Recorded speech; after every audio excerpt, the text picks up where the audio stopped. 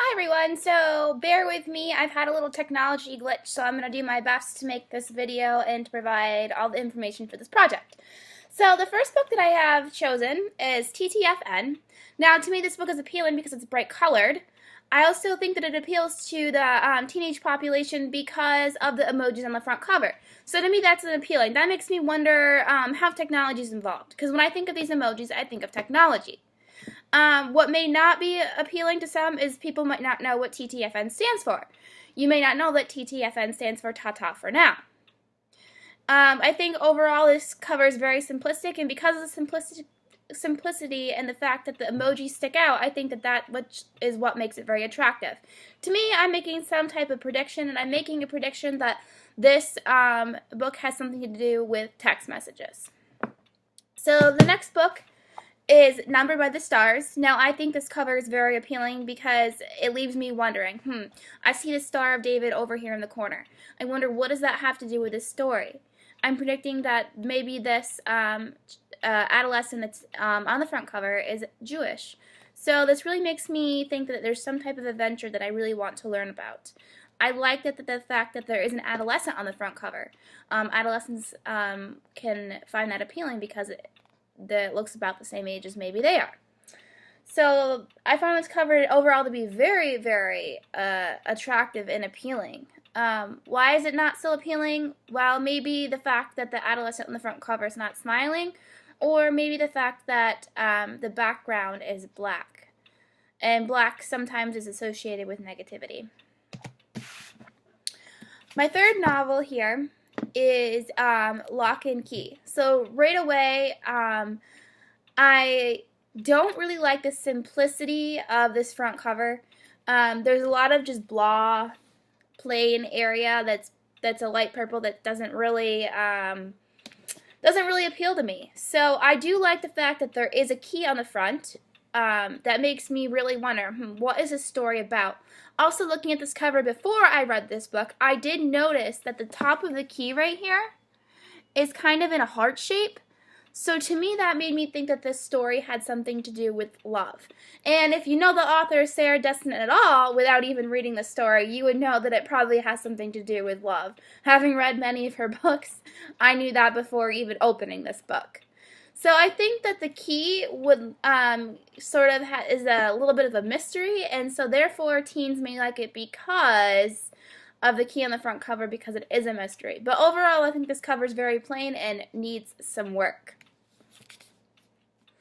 So next, I just want to talk a little bit about how covers have changed over time. Book covers have changed over time to appeal to students. Students' interests change as time goes on. Also, I think that book covers are generally changed to try to make people buy the book and have it to appeal to a different set of audience. I know that every time a book cover is changed of one of my favorite novels, I'm like, oh, my favorite author wrote a new book. Oh, wait, no. Just kidding. It's actually just a different picture on the cover. So sometimes I think that publishers try to trick you by changing the cover so that you buy their book and then you get home and realize, oh, it's actually a book that I've already read. So that's just those are just a couple of reasons as to why covers have changed over time. You have to make things new, fun, and interesting as times change. Now, I'm going to show you really quick just pictures of the books that I was just talking about. Here's the first one.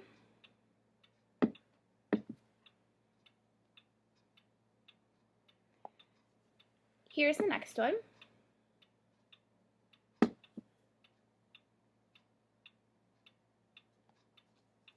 Here's the third one.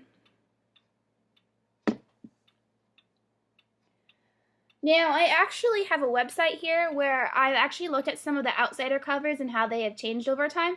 So if you go to this link, you can see how the Outsiders cover of the book has changed over time, which is also a movie, but anyway. So for our assignment, we had to obviously create a cover for a book.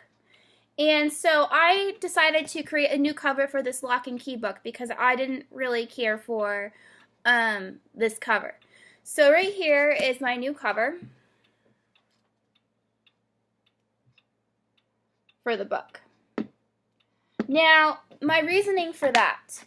So the house in the picture is the house that the main character moves into after her mom abandons her. And so she moves into this house with her sister. So that's why the new house is on the front cover. Now, the lock and key necklace, I chose to still keep on the front cover like the actual real cover that the publishers made, because it plays an important part in the story. So Ruby wears, that's the main character's name, wears this necklace around her neck, and it has the lock and key on it, and it goes to the old house that she used to live in before her mom abandoned her. And I also chose to add water to this picture and to in my cover, and to make part of the background of my cover blue, because water is an important focus in this story. Ruby has many of her conversations around the pond that is built outside of her sister's house and also by her neighbor's pool. She has a lot of important conversations that are key pivotal points in the story. So therefore, that is why I use those themes. So I think that this would be a really, really good activity that could be done in the classroom. It's kind of a fun, creative activity that promotes a positive literacy environment. I think that this would be a great way for students to start maybe a book talk by showing a cover that they had created. And this could be something that could be done in a literature circle, or could be done as like a class presentation project. I really think there are a lot of different avenues that you could take when doing an activity like this. As far as Bloom taxonomy goes, I think they're applying the strategies that they have learned and the information that they have learned throughout the book. They're understanding it, and they're understanding it through creating the cover and having a deeper understanding for the book that way. I think that it can be a really valuable experience because students get the chance to be creative. A lot of times when you have literacy promoting activities, it seems like it's involved around writing. This activity allows students who are not strong writers to still succeed in the classroom. Just because you're a strong reader may not mean that you're a strong writer. So I think it's really important to consider that.